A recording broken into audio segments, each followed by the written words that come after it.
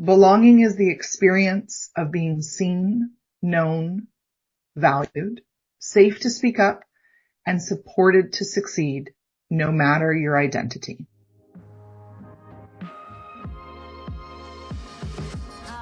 Welcome to the Leadership Initiative, where we explore the art and science of leadership through thought-provoking conversations with experts, thought leaders, and changemakers. Whether you're a seasoned leader or just starting out on your leadership journey, this podcast is designed to provide you with the tools and inspiration you need to lead with purpose and make a meaningful difference. We are here with Andrea Carter today. Andrea is the founder and CEO of Belonging First, where she helps organizations build workplace cultures that support growth and success. She is also an adjunct professor at Adler University, working with PhD students on research focused on workplace dynamics. A respected thought leader, she has authored influential white papers such as Belonging, the Next Metric for Corporate Governance, and Unrealized Growth in Mining. She is a TEDx speaker and a member of the Forbes Business Council, bringing her expertise to broader conversations on leadership and organizational effectiveness. Welcome, Andrea. So happy to have you here on the Leadership Initiative podcast. Yeah, thanks so much for having me, Jen. I'm really looking forward to our conversation today. Wonderful. Well, I think we should just dive in.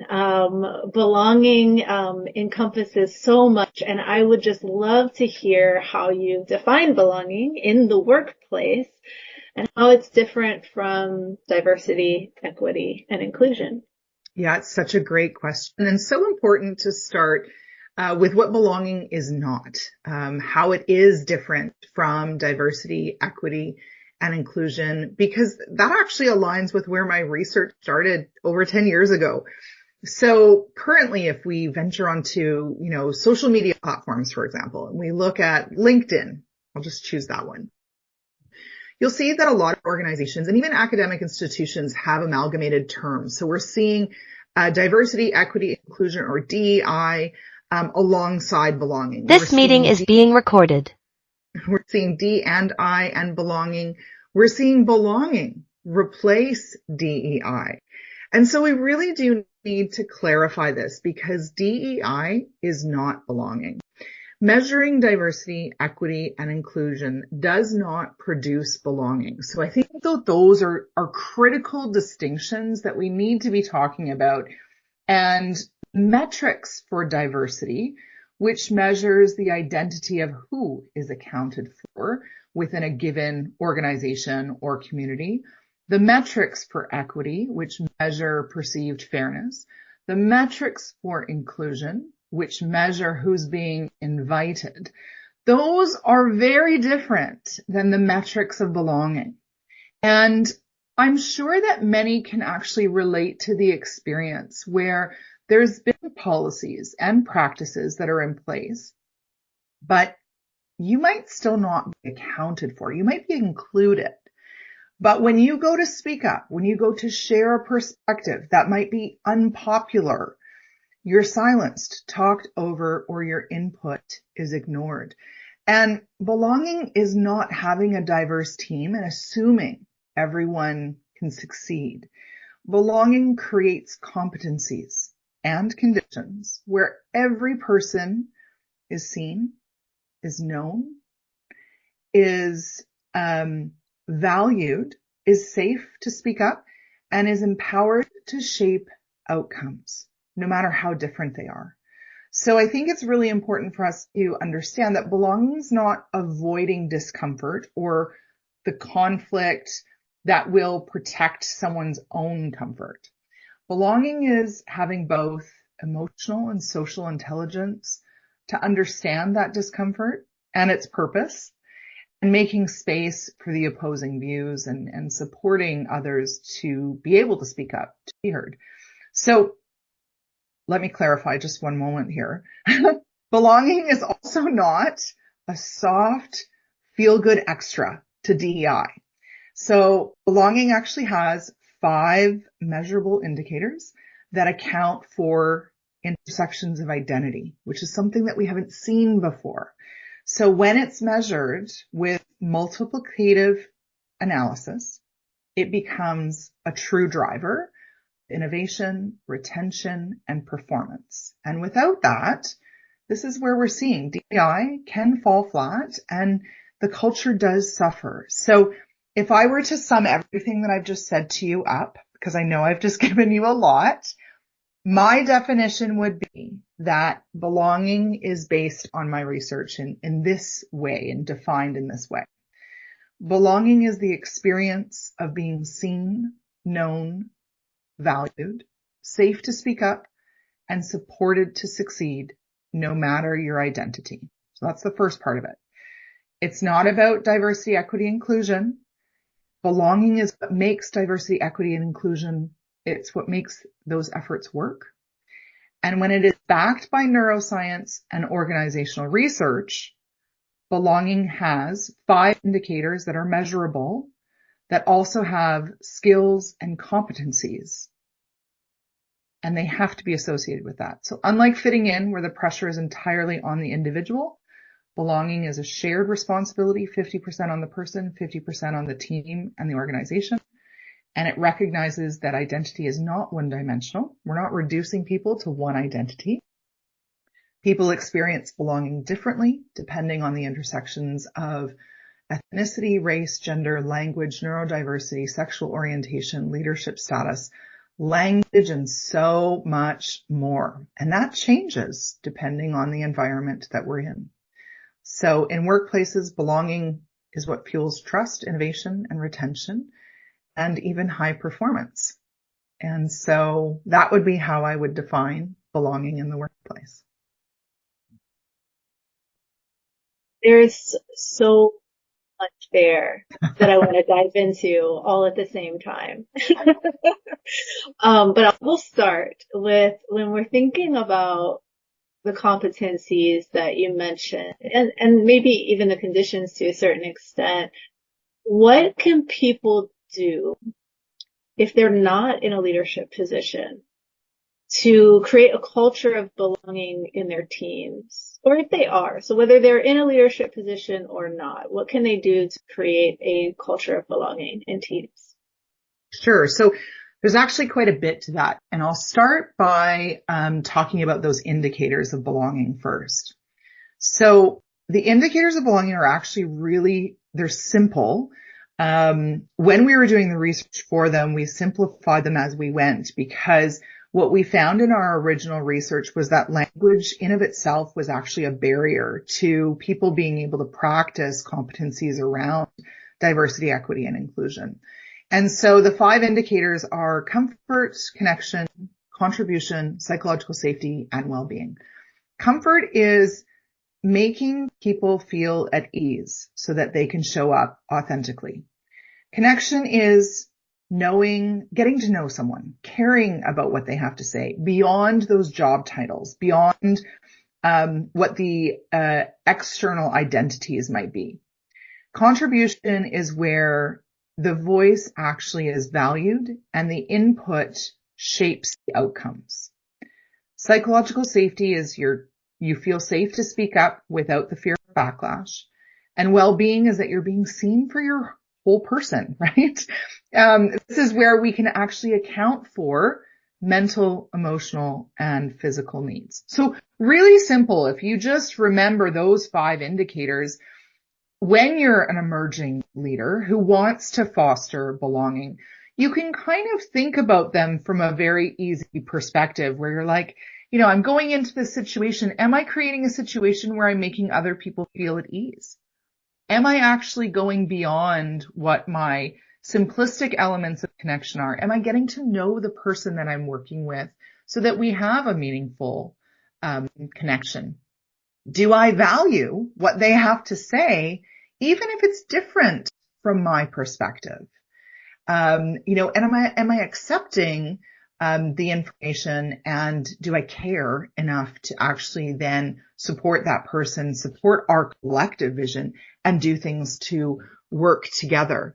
So with each of those indicators, I know it sounds like a lot because there is an insight, there's an action, there's a mindset, there's emotional intelligence associated with it. And those are competencies and skills. They have to be learned. We were not socialized to create environments of belonging. We have been socialized to create environments where people either fit in or they're ostracized or they're excluded. If we can go back centuries and see how this behavior has been replicated across many civilizations. And so it's important to understand, I think, as we're starting in leadership positions, that we actually really have to think about the space that we're creating, through that lens of 50% accountable and responsible for my own sense of belonging, but also 50% responsible for all of those that are coming into that environment. It's not a situation where we can just cut people off. And I think that is something where when you start by ensuring that the people you work with are at ease to be their best selves, right? If we all come from a place of, I want to make sure that Jen, you're coming into this podcast and you're able to show up as your best self, that means our work together, both of us have the greatest capability to succeed. So when we start with these things, when we start by, ease in a workspace, learning or working on emotional and social intelligence, learning to read the room. These are skills that, because of multiple generations who have been socialized in very different ways in the workplace, it's a skill that we actually aren't doing enough. And if we can't read the room, we don't actually know when we're not listening to understand. And if we're not listening to understand, that's what leads us to feel so triggered and uncomfortable. And so instead of being triggered and shutting someone down, be triggered and move into that curiosity, move into developing the skill where you can give feedback with agility and not reactivity. Because I think the thing that I struggle with most is that we think belonging is this nice, like, oh, if I create belonging if I'm nice. And that's actually one of the worst ways we can think about it, because niceness is what leads to passive aggressive tendencies and sweeping perspectives under the rug or devaluing differences. Whereas belonging is about building environments where people can actually thrive and perform. So can I give you an example of this? I would love that. Okay, amazing. So, I was working with a tech company. I'm going to use this example. I was working with a tech company. They had hired me to specifically work with their executive leaders to provide, basic learning and development, training for cultures of belonging. We had done their survey analysis. We knew that there was a statistically significant gap between the majority and the people who felt underrepresented at this specific organization. Now, what's interesting about this organization and the tech industry as a whole is that there's actually a lot of neurodivergent people who are in that industry and in that field. So this specific meeting that I was invited to come into, really, I was just there to be a fly on the wall. And I was there to provide feedback to the leaders on how well they were developing their competencies. And so the purpose of the meeting that they were having was because they needed a tool, a tech tool, to help their internal employees communicate better, communicate more effectively. So they wanted to basically bring people together so that people weren't withholding information, or there couldn't be any perception of withholding information. And so everyone was coming together. There had been all of these, green lights, if you will. They were at the place where, really all they had to do was sign off and move forward. And what was interesting though was that in that meeting, there was an individual contributor. I believe he was a developer. He really apprehensively raised his hand. You could tell he was actually even uncomfortable in saying something. And he raised his hand and he said, if we don't fix the accessibility settings, our neurodiverse employees aren't going to be able to use this. Now, remember, the organization knew that they have a lot of neurodiverse employees. The room was so tense because immediately it was that project manager that pushed back and he was like, but we have to finish on budget and we have to finish on time and we've put all of this time in and we've green-lighted it and here we are, we're ready to go. And the CEO, he looked back at me and he looked at this developer and he said something that was so important. You know what? You're right. I really want to say thank you for flagging this because it adds real value to what we've missed. And in that moment, it was like everyone in the room understood that belonging wasn't just about making it efficient for a certain group of people. It was about ensuring that everyone could participate, that everyone could contribute, and that everyone would feel at ease with the technology to bring their best selves to work. So they ended up, they delayed for a week. They made some changes. They actually included neurodiverse developers so that the developers could be part of the conversation. And in my opinion, they avoided a very costly internal fallout. And that's really what happens when contribution is encouraged. So let me give you a sentence that I think if every person could just remember this sentence, it would lead to so much belongingness and change. That's a really great point, Jen. So say the name. That's a really great point, Jen. Your perspective actually adds real value here. And I hadn't considered it that way before. Simple, personable, that's why you have to say the name, respectful, and it's game changing in how people see and respond in meeting situations. Absolutely. Wow. What a powerful example too. That example really speaks to a few different things actually, because it speaks to the willingness to get uncomfortable enough to raise the hand in the meeting and say, hey, there's something missing here, when it'd be so easy, to kind of go with the flow and hold back. And then there's also that layer of balancing the efficiency, as you mentioned, and looking at the picture holistically and thinking about how the work is influencing everyone. Speaking of that, when we think about prioritizing performance and outcomes, which is kind of the order of the day for a lot of professionals, how can we balance that real need with accountability for creating a culture of belonging? Well, I've been thinking about this because Harvard Business Review just released, and I'm pretty sure it's Harvard Business Review. If I've misquoted, please correct me. But I'm pretty sure it was a journal that I was reading there that said by 2030, the demand for social and emotional skills will rise by 24% in North America and in Europe. Now, here's the thing. I don't see 24% as a trend. That's a call to action. In my opinion, 24% is a call to action. And when we see the research of workplace toxicity on the rise, we've all seen data on this across so many different multiple channels of journals and education.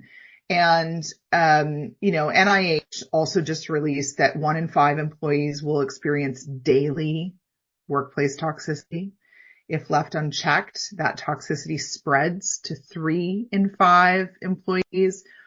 And then there's a really great study that I always love citing, which is Razul et al. 2023, which talks about the fact that when organizations invest in belonging, that toxicity actually drops and culture strengthens. So we know that there's this really important, critical cultural drive right now that is showing us that performance and outcomes is correlated with how the culture feels they belong, right? We've now entered a time in history where if culture is not considered, exclusionary behaviors, toxic workplaces will quickly grow. And that will have its own impact on performance and outcomes. So I'd like people to consider, in toxic environments, how well do you perform? If you are experiencing that, how many employees and cross-functional teams are actually sharing information?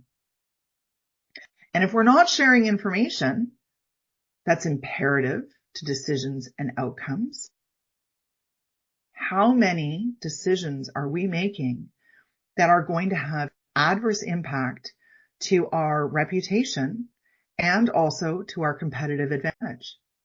So I always say I liken this to sports teams, and that actually is where I started, was actually in the sport world. And so I think back to my really, really early days when I had just finished my initial BA in psychology. And at the time I was working with the CFL, which is the Canadian Football League. And there are always really skilled, highly competent players in each position. And it doesn't matter which sport you choose. You're selected for that skill and that competency, just like you are in the workplace. When coaches don't mitigate those egos, though, and when a team's success relies solely on a few rather than many, inevitably you will watch, even if they are cited as being the best team based on these top players, that team inevitably loses. It's the same in the workplace. There are some incredible minds in the workplace, but achievement never happens on its own, right? Anything in any given organization requires how many people to bring it to life. And when we place all of the actions on a select few, we limit that opportunity and that success of an organization. So I think that belonging and performance, it's not a trade-off. Belonging drives performance. And when people feel seen, known, valued, safe, understood, they are inherently more inventive, more collaborative, more resilient under pressure. That's the biggest piece. Resilient under pressure. And so when we balance those, we can set clear expectations and offer support. We can encourage mistakes, not punishment. We can celebrate results, but with the relationships that made that result possible. So we need to continue to regularly ask, what do you need to do your best work? And that one question, that bridges accountability and care. So belonging isn't about, lowering standards. It's about creating the conditions where everyone can meet them.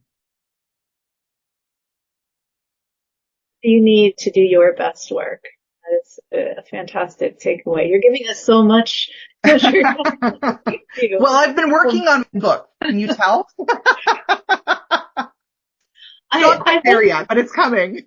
Oh, that's fantastic. How far along are you with the book? I'm about, I would say, 30%. So still very early on. Yeah. But, clarifying a lot of these elements, looking at real stories that people can actually understand, and, really looking at it from the value position of how we build belonging environments.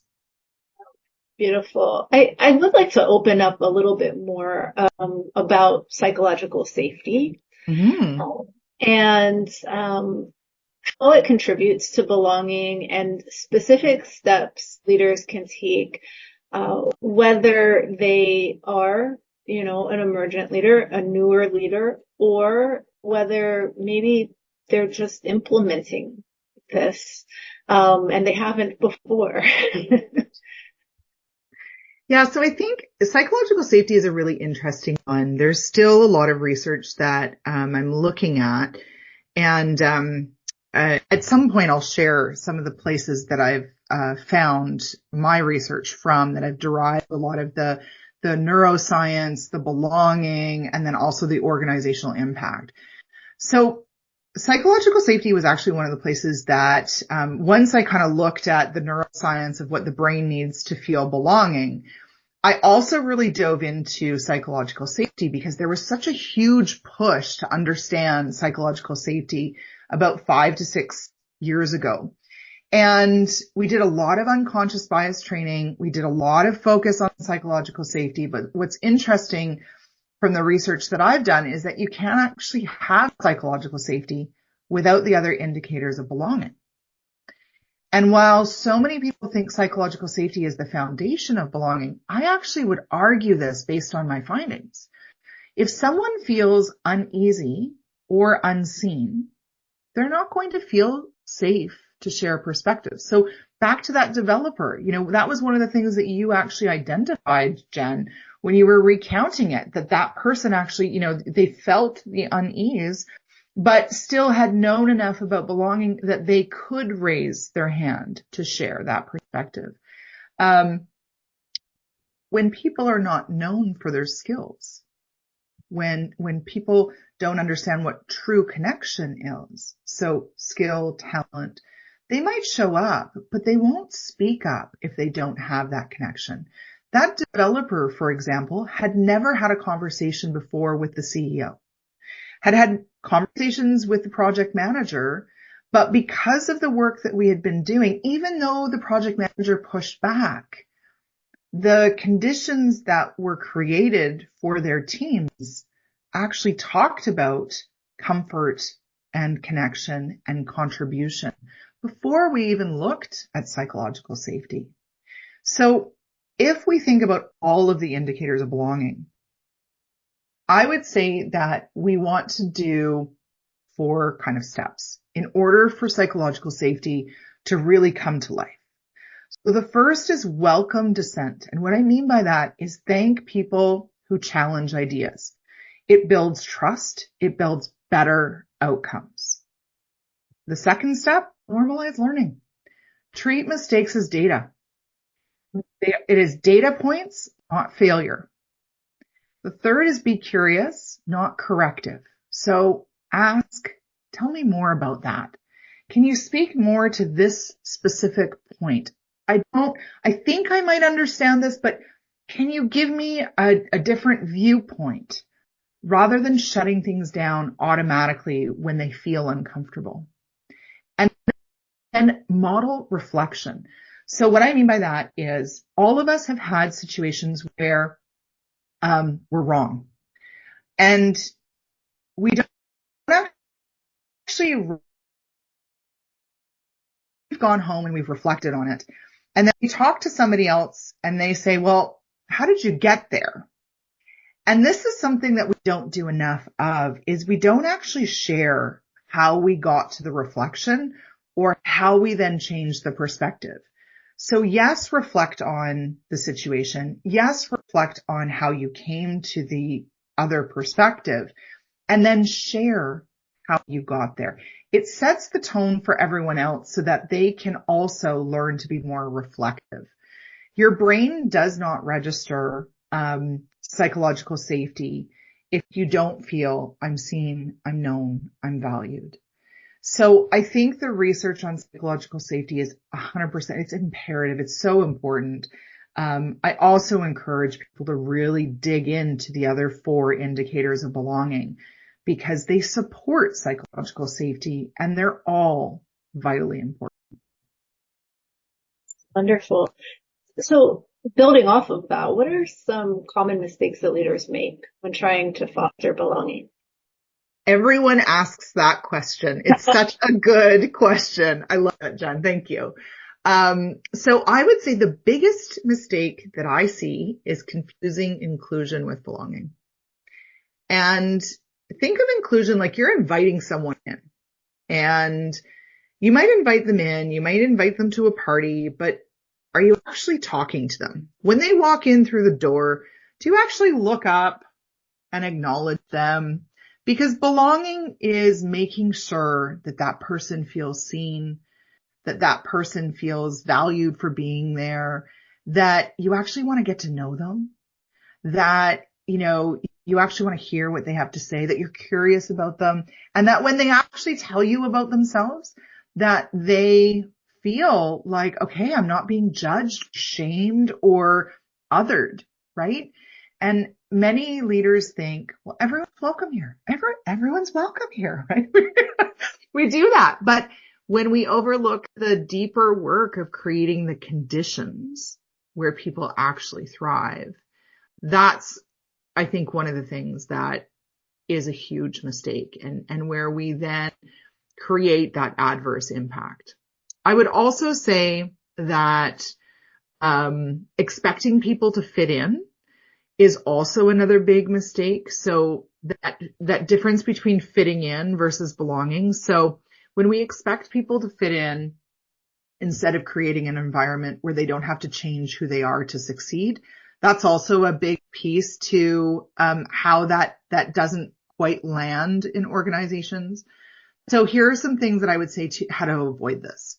So the first is shift from those kind of performative gestures of like, okay, well, I've invited you into a meeting, into daily actions. Recognize people, say hello to people, acknowledge people, try and get to know people. You have to actually put in effort to build that trust. Measure belonging, not just representation. We can measure all 5 of these indicators. If we look at metrics, organizations often mistake belonging with diversity metrics, with equity metrics, with inclusion metrics, but none of those metrics are the same. They all measure different things. And what I often see on surveys is a statement, something to the effect of, I feel like I belong here. And that's how they're measuring belonging. That is not a measurement of belonging. So we need to start looking at ways to measure belonging based on those 5 indicators. You can actually look up my research. It actually has validated all of the indicators so that there's actually 11 different questions that you could select from, but we actually break it down to 4 or 5 within organizations, because otherwise it's too long for people to actually answer. So I would say that. I would also highly encourage people to start looking at their understanding and their learning around identity, because one of the things that we societally do is we reduce people to one identity. And we specifically have done this in our diversity metrics, where we're only measuring identity based on gender. We're only measuring identity based on race or ethnicity.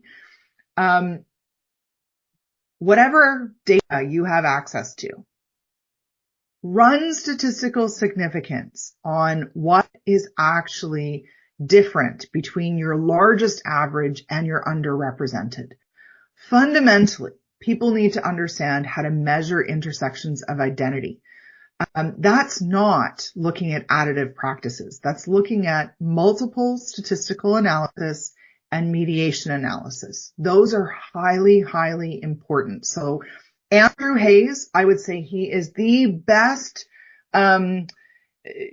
person to kind of turn to for that. I certainly started with all of his work. It was foundational to my learning. But both of those analyses are rarely used, and rarely used in a way that helps us understand how those intersections of identity interplay. And if we don't change how we measure human behavior within the organization, if we're not understanding how multiplications of identity, you're not just a woman, Jen, I'm not just a woman, we're not just white women, we're not just women in leadership positions. What we need to look at is, how do the intersections of identity actually statistically analyze which of those put us into a larger group, or which of those identities put us into an underrepresented group? Because we need to understand and measure the distance between our biggest in-group and smaller out-groups. That's what actually measures belonging and DEI metrics. It's not year over year. That average actually means nothing. That average otherwise is just showing you what your biggest population thinks, but it will never provide the voices of your underrepresented. And those are the people that we want to shrink that gap with, because it actually creates so many positives when we actually listen to the underrepresentation of other people.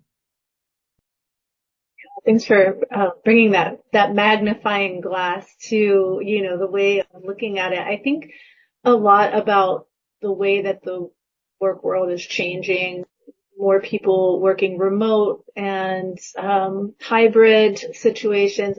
Do you think there are unique challenges when leading folks with all of this in mind and you're not actually seeing them in the office space? Absolutely. When we look at remote or hybrid settings, I would say that it requires us to have more intentionality. You can't rely on, those hallway moments or the water cooler or the coffee shop or any of those things that naturally we would have met with other people or seen other people in varying different experiences.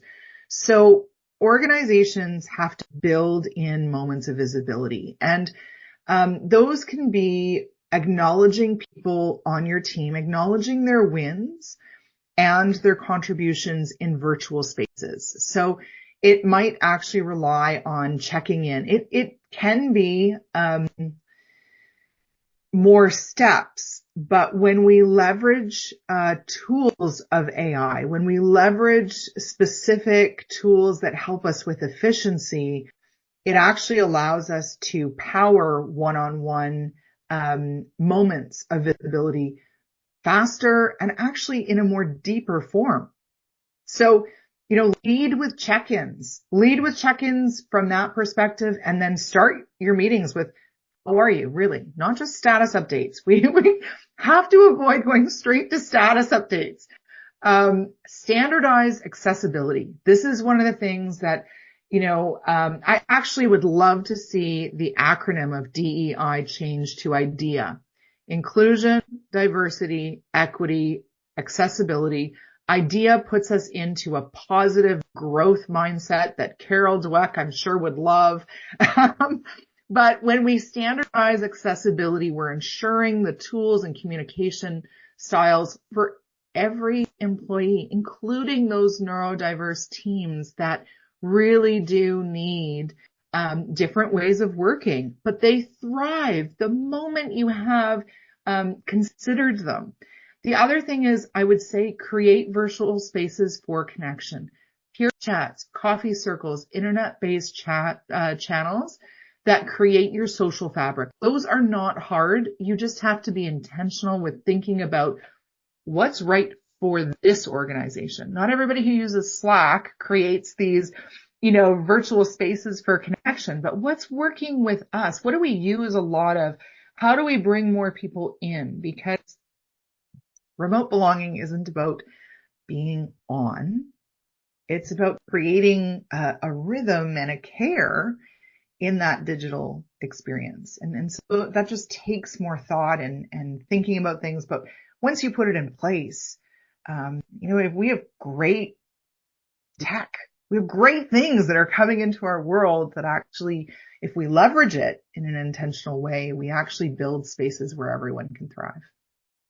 Absolutely. I appreciate you mentioning that truly some people really thrive in more of a remote working environment as opposed to in person. And hey, we can bring our own donut. We get to pick the flavor. There's a gathering around the table of donuts. Thanks again for listening. This podcast is presented by the Max M. Fisher College of Business at The Ohio State University.